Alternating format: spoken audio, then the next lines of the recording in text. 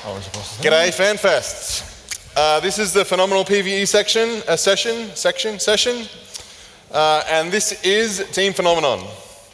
I am CCP Larrikin, and I'm a game designer. I'm CCP Burger, Senior Development Manager. I'm CCP Yo Mama. Please don't get offended, it's actually an ancient Asian word, means great white bear. I'm CCP Freligus, and I'm a programmer. Yeah, I'm CCP Paradox. I'm the Senior QA on Phenomenon. And this is our motto, making space great again. We're actually a tools team, and our main goal is to make tools to dynamically generate player versus environment content. So we did the mining operations, we're doing the Blood-Ready Shipyards, and what our presentation today is actually going to go and talk about some of the tools that we use to make that content, and then look at the future on how we can use those tools in the future. I said that already. So mining operations, they were launched with Ascension last year, and all it was NPCs which mine in belts, much like you guys do, and then haulers would come in and take that ore away to parts unknown. If you were ever foolish enough to attack them, or you had negative standings and you came on grid with them, they will call in reinforcements and you'll get a really big fight. This was like the first AI that we made that used advanced fleet tactics, and all the ships that we made were based on player fits. So the first tool we're going to talk a little bit about is like how we author NPCs with player fits into the game. So I'm going to talk first about player ships and how player ships work, which you guys should be a little bit familiar with, hopefully. If we look at a Rifter is a type in our game, and it'll have a shield capacity of, say, 450, which is why I used that example. And then you fit a small shield extender to it, and that will have a capacity bonus of 450, and then there'll be an effect on the small shield extender that will put that capacity bonus onto the Rifter, giving you a total of 900. NPCs don't work like that. They don't have modules. Instead, the base type, the NPC itself, needs to have all of the attributes of like the fitted ship. So we do that using Python. We just fire at Python and we fit a ship. In fact, this is the Rifter that you will fight. I think it's the Mimitar Rifter that you will fight in the mining operations. And then you can right-click on that, you can go to like show info on it, and you can see all the attributes there. They're the same attributes that we copy into our authoring tools, except the awesome dudes at Python put in a little button for me, that one there. Because I was like typing them, you can't copy and paste from this window. It's like, so I was typing them in manually, and then I think it was a Caracal, did like 9,000 DPS, and that wasn't good. So the Python guys put this button in for me, which lets us export it to a CSV, which we run through a script, and then we put into the game, and that is a Rifter. It is it acts just like a player Rifter, has the same stats and everything else. CCP Freylicious is going to talk about how these things work, how their brain works. Right. So we are running behavior trees to control our NPCs. I've discussed that before. Behavior trees in a nutshell is a way to control decision making and set that up as a branching tree structure. So you go depth first to traverse this tree until you figure out what you actually want to do. For instance, like attacking something. So we also have publish-subscribe blackboards for memory, and we can use that to share information between the NPCs and synchronize behavior. So that allows us to make the behaviors event-driven, and we can minimize the amount of work we need to do, and also still react to the changes in the environment. So this helps keep the server load down as well. So our behavior trees are hierarchical, allowing us to create group behaviors that coordinate other NPC behaviors. That allows us to simplify a lot of the NPC behaviors. And in addition, it provides better performance where group behaviors can take care of some of the work individual NPC behaviors would have to do separately. So for the mining operations, we needed some new behaviors. And to begin with, we needed an NPC miner that was able to strip entire belts if left alone for long enough. So we need to teach it to find asteroids, warp there, and to mine the rocks. Excuse me. And we also need to teach it to call for help and flee whenever they get aggressed, as not to get killed, because that's bad. So they warp out to a safe spot. Lastly, we have them call for a hauler. So when they fill up the ore, they call for a hauler, the hauler will warp in and pick up some stuff. So yeah, we need a hauler. So much like the miner, they call for help, flee for their lives, and then they also warp to the miner and pick up the ore. And lastly, they return to base when they've fulfilled their mission. And we're actually adding that they can dock at friendly stations soon. So that will be interesting. On top of that, we needed to defend these miners, so we created a bunch of behaviors to control that. And armed with CCP Larrikin's help, we basically set and defined a bunch of combat roles for these behaviors. So I'm not going to go into great detail what the behavior tree actually does, but I'm going to discuss the roles themselves. So, right. So we have a commander, and his primary mission is to orbit the primary target, engage it, and act as a fleet anchor. He is basically selected from a group of DPS NPCs, and their primary role is to orbit the commander and then engage the primary target as well. That in turn leads us to the tackler. The tackler, their main objective is to tackle the primary target, obviously, but they also spread their tackles across other enemies if they already have tackled the primary target. So they orbit their respective target and engage those directly. We also added EWAR, electronic warfare NPCs. Their mission is twofold. So we have the anti-DPS, and they basically are there to mitigate the damage done from the players using disruptors and such. Then we have the anti-logistics, and they focus specifically on logistics and apply dampeners and newts and ECM to basically cripple their ability to heal their mates. Yeah. Are we back? Right. There comes the logistics. Yeah, we have the logistics as well. So their role is to sit in the back, lock important targets, which are their own fleet mates this time around, and keep them healthy. And in addition, they can actually assist people with good standings if the situation should arise. So that brings us back to Larrikin, which is going to talk about fleet formations. So we wanted these fleets to act a little bit intelligently, or these gangs. I guess they're not really at the fleet level quite yet. And so we looked around for inspiration, and we decided that we'd just copy what you guys do. But we needed to define that. We needed to put that into something systematic that we could sort of repeat. So we have a player. Figuring out where the commander goes is pretty easy. He's going to be at the effective weapons range. He's one of the DPS ships, so putting him there is going to be perfect. NPC DPS and tackle is easy. The DPS orbits the commander, the tackle orbits the target. That's sweet. But now we need to figure out where to put the logistics. And to do this, we set up a fleet axial vector and put the logistics at the effective repair range, hiding behind the DPS. And so that's easy. That's where we put our logistics. And then finally, the electronic warfare support can just orbit around by themselves. We did this for two reasons. First of all, we actually kind of want to be a little bit easier for you guys. We want them to go outside of rep range so you can kill them.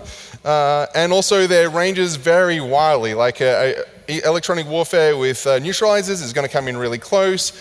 Something like a Molok with damps is actually going to be quite a long way away. So we wanted a little bit of a catch-all for that. This is the final fleet formation, which looks pretty much like what you guys do. And we internally actually call this the wizard staff formation. Because it kind of looks like a wizard staff a bit. So, coming in May, we are launching the Blood Raider Shipyards. We're going to be having play tests on Sissy. Has all my things gone? All my notes have. That sucks. Yeah, we're going to be having playtests on Sissy like next week, hopefully, or the week after. Anyway, soon. But it's going to be a Sotio. It spawns in Blood Raider space. Only one of these can ever spawn at a time. There will never be more than one. But it is a normal extra large engineering complex. It has the same damage cap, has the same fittings. It is always vulnerable though. It doesn't have a set period of vulnerability.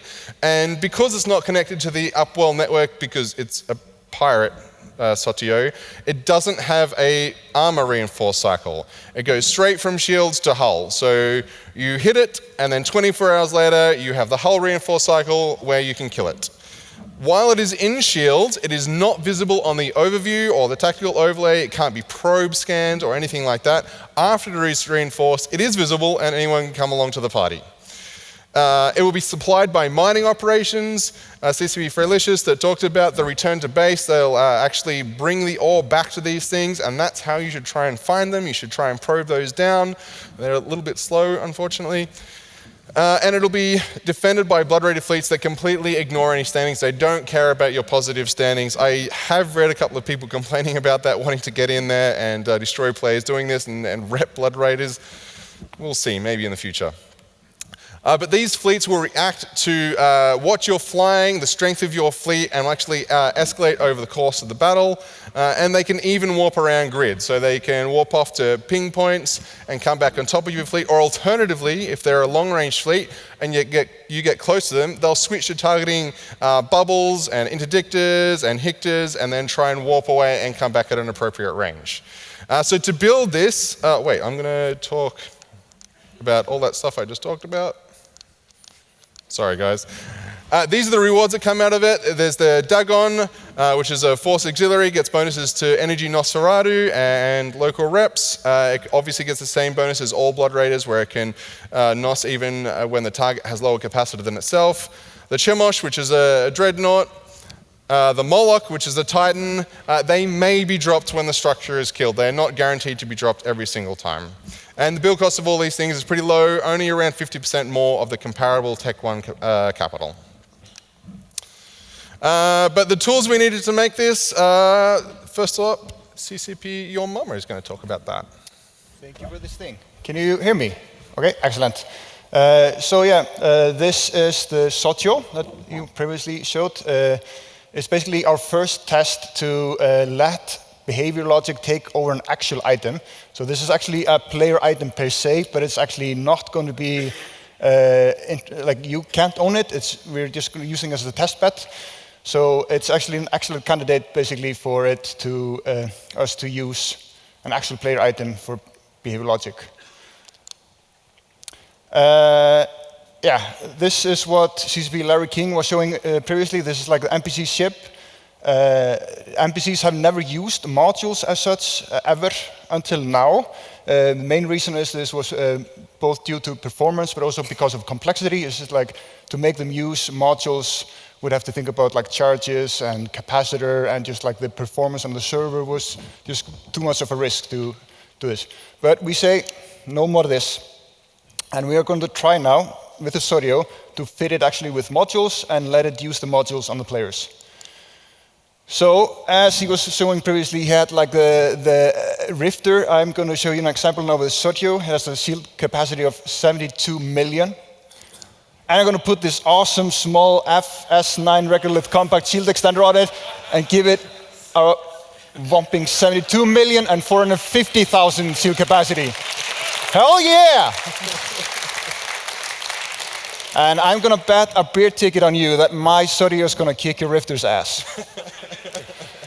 Anyway, so this is a real structure. It will use real modules, it will use real ammo, and it's also going to be balanced sets. It's going to use the capacitor and everything. It's only different, it's going to be controlled by the behavior that we have developed for it. It's so real, you can actually dock in it with dev hack. You guys can't dock in it, but we can. It's awesome in there. Party is in the blood ready station, I'll tell you. Anyway, so the fit will also drop. It will it will convey to all the rules that a normal player item will convey to. The only difference is that there's small tweaks here and there that the reinforced state's a little bit different and stuff like that. It will drop the fits. The fits for now are limited. We're not going to yet let them use all the modules because the behavior also has to try to figure out how to use the modules.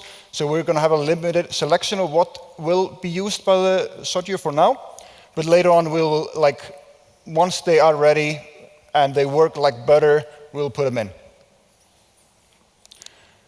So I'm going to talk a little bit about what we have done for the Sodio. It acts a little bit different than other NPCs. So the old school NPCs, they can only have one single target. And they just target that single target and they just dump whatever they have on it. The Sodio, on the other hand, is going to have multiple targets, and it's going to be the first hostile NPC ever to have multiple targets. The targeting, however, is going to be controlled by the modules themselves, not by the structure. So a Nosferatu is going to say, give me a target, and the Sodio is going to figure out what is the best target for it and give it, and then it's going to apply the Nosferatu onto that target. Then again, the Nosferatu, or the module in question, is going to also have target preferences. So for example, a module can say basically, I want a module that, a target that fits into this range, this size, it has this kind of fit or whatever, and the module is going to say he wants a small ship or a big one and has logistics fitted or whatever, and it's going to get a target based on that. And also, there's also logic in place that is going to make sure that if it wants, it can also spread the effects across targets. So it's not going to just here's a logistic with this fit, this is the highest logistic threat or whatever, and just going to put all my Nosferatus on it. It's actually going to be spreading the effects in case if it wants. And I believe I am done. So I'm going to hand this awesome item to this person here, who has a very special place in my heart. Hi guys. Okay, I'm going to talk a little bit about the sort of response force that you're going to meet. So we wanted to get a sort of a new method of spawning the opposition in the enemy forces. We wanted to get away from this kind of static, handcrafted waves. So instead of facing 4 cruisers on wave 1, it would be a bit more unpredictable, definitely more dynamic and procedural. So we wanted to create moments of crises and intensity. And for us, we started to look at some of the sort of story or narrative models. And this is pretty much what we're going to talk about when we talk about the intensity of the fight. But to actually spawn the defenses, we need to evaluate what you have brought to the field. So we need some way of calculating this and trying to come up with an efficient counter so they're not spending too much of their own resources. We thought about this for a little bit, and we essentially came to a familiar system to us, which is pretty much the Alliance tournament, the point system. So we're going to be giving each ship sort of their own points. This is actually from the Alliance tournament tables. It's based on, so Tech 1 battleship might be around 18 points. We can also go a bit more into detail, which is exactly what the Shipyard does. It doesn't just look at the ship type or the group, it actually starts looking into what you've got fitted. So it starts trying to evaluate exactly what role you're going to be playing inside of the fight. So it'll determine whether you're sort of long range fit, short range, or support. With this, we evaluate the battlefield sort of all the time. The shipyard is constantly doing that, checking what you guys are bringing and if it's got enough to match your forces. We don't want to spawn a one-on-one fight, so we're kind of looking at an entire fleet or a cluster. Frelicus will talk a bit more about that. For example, we might determine there is an artillery MAC fleet, and say it's about 10,000 points, and what we're going to do is we're going to counter that with a specific long-range fleet of our own from the shipyard. This would be NPC spawn table. So this is another new tool we created to help us, and basically we give the NPCs themselves their own points value. It's pretty much exactly like the players, because we PvP fit these. We also weight them. For all of these, you'll see that they're actually short range. All of this weight would make up to 100%. So we were trying to make sure that we spawn in the correct rolls for each time that we try to match the intensity of the fight. We also give them further tags, so if we really need tackle on the field, then we can pick into those as we see fit. And that's pretty much it for like ramping up the intensity in the design process. So we made 2 new tools. One was the sort of reactive NPC spawning system. We finally came up with a name of it that we're going to be using for the future, pretty much trying to create dynamic responses to you, so you're not going to mission guides and seeing that you're fighting 3 waves of this, this, and this. The other new tool was the NPC spawn tables, which just give us, we can provide this information, and then the shipyard's going to make its own decisions. We don't have to do anything. The actual story, we've play-tested this ourselves. It's always different each time. We have no idea what's going to happen when you guys get, it's just going to spawn whatever it thinks is good. We've given it some info, but the first time you guys are going to fight this, it's sort of, it'll be the first time you see that story, what exactly it spawns for you. I think I give it now to Frelicus, who's going to talk a bit about that clustering. Hello again. Right, cluster analysis. So that brings us to fleet awareness. Given the scale of this battle, we need some way of making sense of what's happening based on and base our decisions on. So to start with, we need to have some understanding of where our own NPCs are located. And that allows us to place proximity sensors on top of them dynamically to know basically what they're seeing and what we should be engaging. So it might actually be a bit too far. So using this, we can then generate a list of threats. And then if somebody is dumb enough to attack us, we can actually add them to that threat list as well. So to achieve this, we cluster the enemies to figure out basically to get pockets of dense pockets of enemies to attack. So leveraging hierarchical clustering techniques, we generate this. Then we can also assign them threat values based on how much damage they've been dealing and what kind of ship types we have.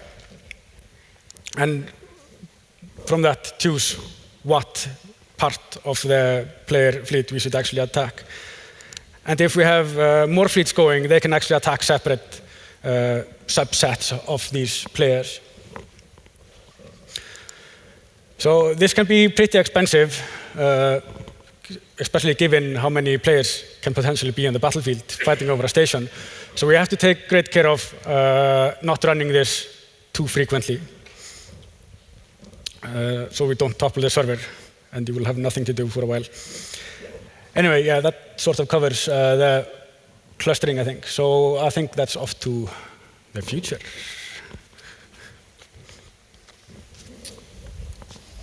So yeah, first thing after we do is first after we release this, we are going to be spending some time to continually tweak this. We know that no matter what we do, this AI is going to do some crazy things, and more importantly, you guys are going to find crazy exploits to get it to do even crazier things.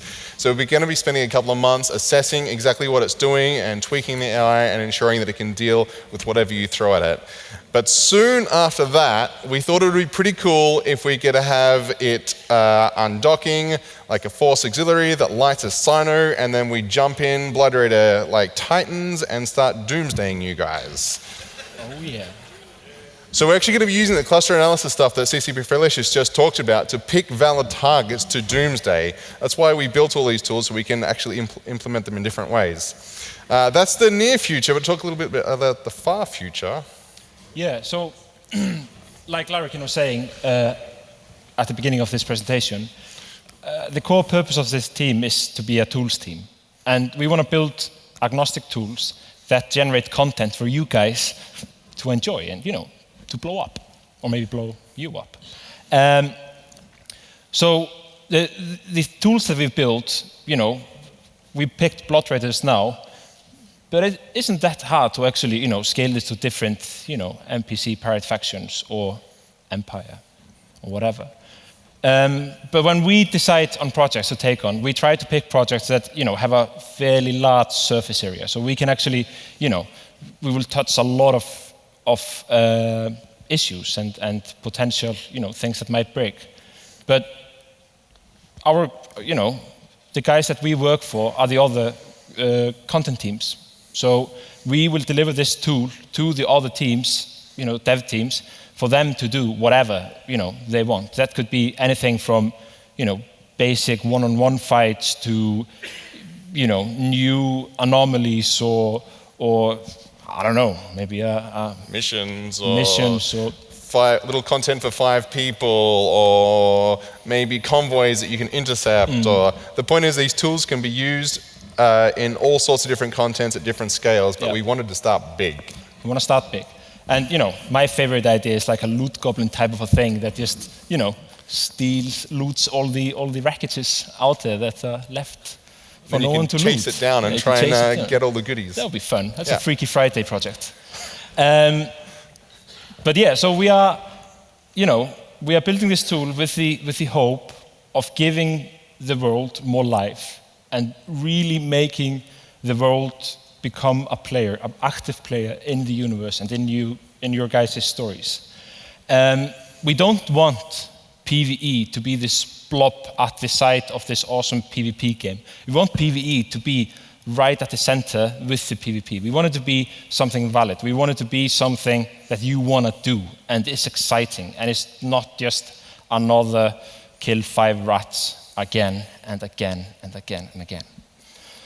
So with this in mind, I encourage you guys to come to our roundtable at 11 o'clock tomorrow morning in Amar. Our bodies are going to be there. Our minds will be there. It will be amazing. But we understand that 11 Saturday after pub crawl is early. So we are going to take a couple of questions now. Thank you, guys.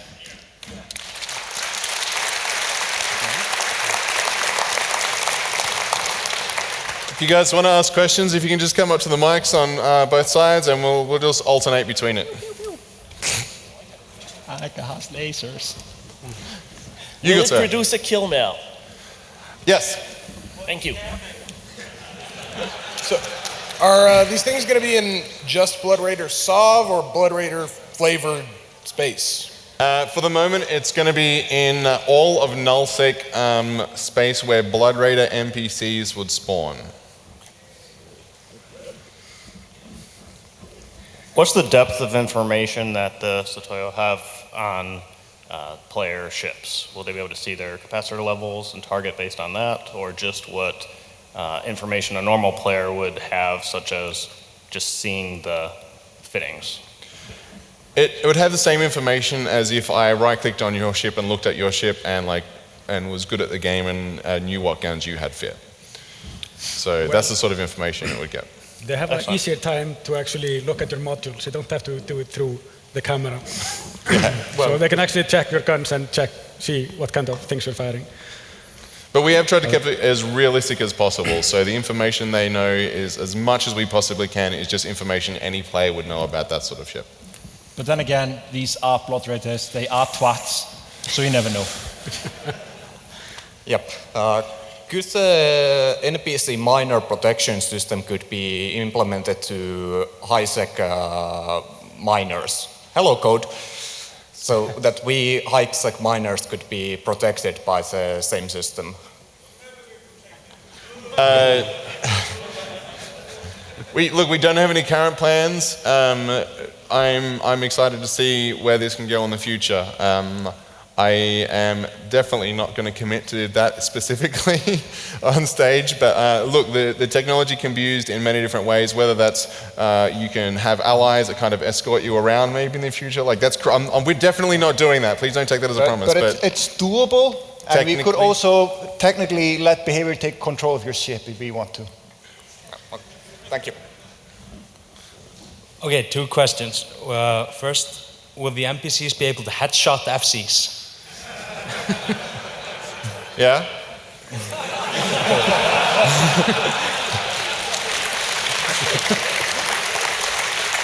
Second one, you said that they went to pings and warped onto them.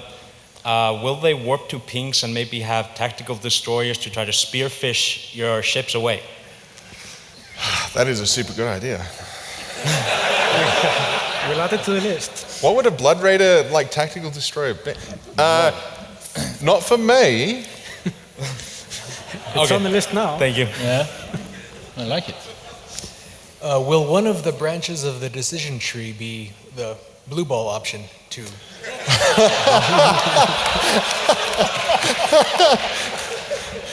No, Blood Raiders aren't cowards. Thank you. If the Blood Raiders adapt to the fleet that's incoming, would it help if we selected a fleet composition that was really low tech, like in frigates or very low fit cruisers, and then have a number of those? And if they adapt to that, then you can just swap out ships easier and cheaper? That's something we've certainly thought about. So the Blood Raiders they act on basically player information. So they're going to look at your ship and go, oh, you've got artillery fit, therefore you're a long-range fleet. They're not going to look at your ship and go, I know that you have Tech 1 armor hardeners. So coming with a poorly fit fleet would probably be a pretty bad idea. But you can certainly try it. I'm not going to say that it definitely won't work. But on top of that, they'll also react over the course of the battle. So this isn't just a one-time evaluation.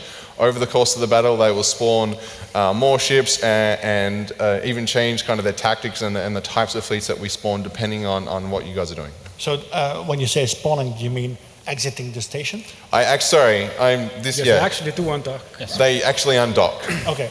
Yeah, they undock from the station. Is that a vulnerability then? You have to figure it out. Just come and find out. But Blood Raiders are always out of station anyway, so you might get some guys that actually warp in from elsewhere. Yeah, that's certainly possible as well. Yeah. Right, so you pretty much sort of answered this question already now. I was wondering how is the AI behavior tree set up to react and sample changing fleet compositions? So say we decide to, not unlikely, hot drop the rat fleet. How does the AI react to that, and how often does it reship and resample the player fleet comp? I'm not going to tell you specifics, but suffice to say that over the course of the battle, it will react to what you're bringing and either bring more or, It will. I'm not going to say it evaluates your fleet every 2.7 seconds, and certainly I'm not going to give specifics about it. Words are really hard. I'm sorry. But we want the battle to last for a little while, so at least it's going to reevaluate and try to counter the player fleet multiple times throughout the period. And also, this is a standard Sotio, so it has a damage cap just like everything else. So, I mean, there's like a minimum amount of time this battle can take. Okay, yeah, so this AI was originally built on the AI you used for the drifters in WEML space and the drifters that were around in HiSec as well. Do you have any plans for when you're going to start implementing this to the site in WEML space? Because you probably heard a lot of people complaining about Class 5 WEML space and the site running there and how it's, well, for most people no longer either profitable or even feasible to try and run like escalations in WEML space. Is this technology going to be used to affect that in the future as well? Do you have that on the roadmap now?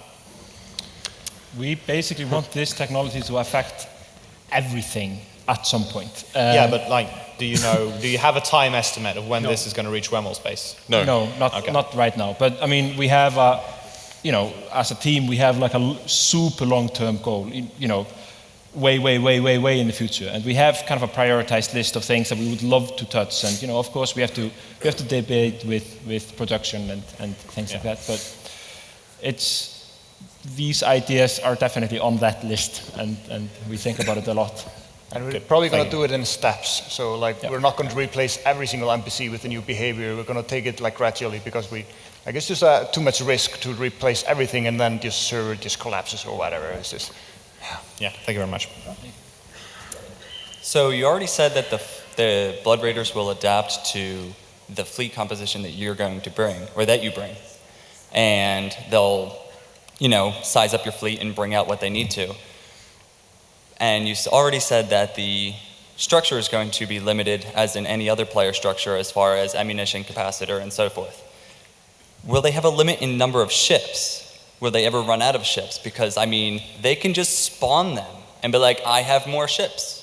Whereas an actual player structure, the players will die, be potted out, and they can't get back to help and get into a new ship. So will you just be fighting a never-ending battle and you have to kill both their ships and the structure at the same time? There is a maximum fleet size, which is kind of just required because otherwise we'll kill the server. Right. But if you sat there all day killing their ships, great. So they never end then? Sorry? They just never end? They just keep going? For now. There's some... I'm speculating crazily here, all right? This is crazy speculation. So what I mean by this is we're definitely not doing this. You should not take this as a promise. But we have talked previously about basically accounting for the ore that they mine and then making like how many ships would you get out of that and that sort of thing. But if we ever do that, that'll be far in the future. But for now, they're cheating. I'm sorry. So just one more thing. So then, since they're Blood Raiders, do they technically have bounties as well? No, they don't on the release. They won't have bounties. You cannot do that. Damn. The structure... CSM were like, we're just going to do this. And we're like, no, you're not. Awesome, thanks. So a quick note on the spawning is that they do have the 15-minute repair cycle, which you need to prevent. If it goes into reinforced, they're not going to spawn any more reinforcements. They're not going to risk themselves because they're safe for that period. So that's another sort of way to see that. But it's also a good question, who's going to die first out of boredom, the NPCs or you, if you just keep on chaining them? Hi, 2 questions. One is it only AI or is there also some machine learning involved in the background? So is it going to, learn from our mistakes and get smarter during time and take over Eve? Currently there is no machine learning involved. But we might someday. It's the make dream, no man. promises. It's totally the dream. Also, how do you find these structures? It was said that you won't be able to scan them down. Does that mean scan them down in the sense of exploration, or will you be able to scan them down with combat probes? You won't be able to scan them at all, but you can scan ships that are near them. So the miners will be out there mining, and they'll take the ore back there. So you'll need to time your combat scanner probes to try and catch it as the hauler lands or sits outside the structure for a little bit. Also, these type of NPCs are actually probable. So as soon as they start spawning ships, they are not as hidden as the structure itself. Yeah. They're just like the mining op NPCs that you can see on your D-scan or probes. Just the structure itself, you can't see that. Okay, thank you. Hello. You mentioned you wanted to introduce this sort of adaptive dynamic to existing PvE, like wormhole space, and I was also thinking, can we then expect to see, for example, level 5 missions behaving differently if you bring a super cap compared to a carrier or compared to a marauder? Are they going to bring more things to kill you in a level 5 mission, or is that just sort of far away dream that we won't really see anytime soon? Or?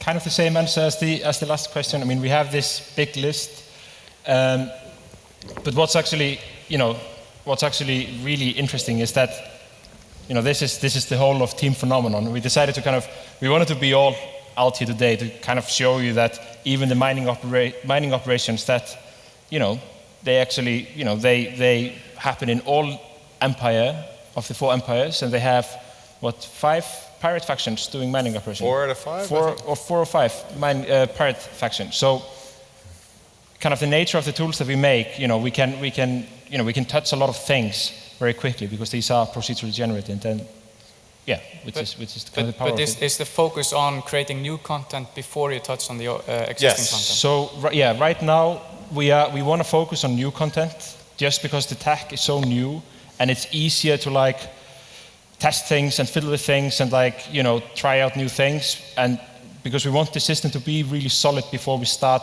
touching on systems that are already in place. Yeah. Because we don't want to... Touching on old systems also a little bit more fragile because they've been there for 15 years or something like that, and it's like touching on code that has been so old and it's just the spaghetti monster, we call it, and it's just can be risky, but we have been doing it. We have been introducing it into the mission system so far, spawning behavior NPCs in there. So it just has to happen step by step, and we are constantly, when we are doing changes or we're introducing new behavior, we are updating the old code basically. So just once they get to the point we can happily switch them all out, we'll probably do that.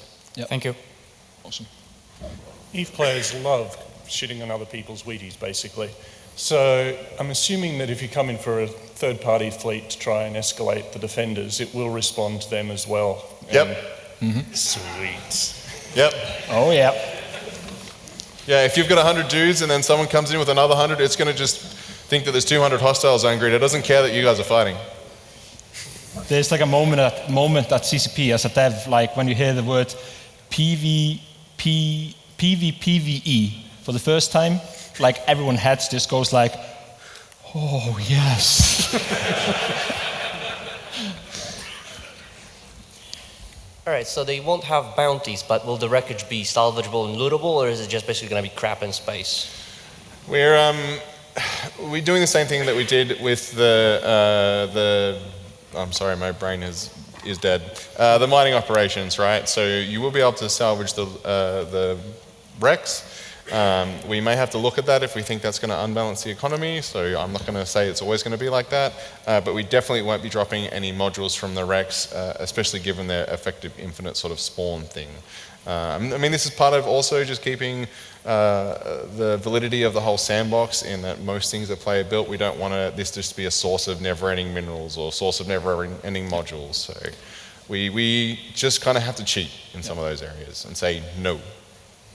Sadly, we only have room for one more question, but be sure to check out our roundtable tomorrow, and I'm going to give it to you. The last question. Lucky man. With the comment that the fleet will respond to third parties as well, given the prevalence of Titan and Supercap blobs within the game, and especially within the regions that these are going to be spawning in, do the Blood Raiders have a sufficient capital force to be able to repel Titan and Super fleets, creating a new BTAC-R? You guys like to find out? What great final words. Thank you, guys. See you tomorrow at 11, and see you at PubPro tonight. Thanks, guys. Thank you.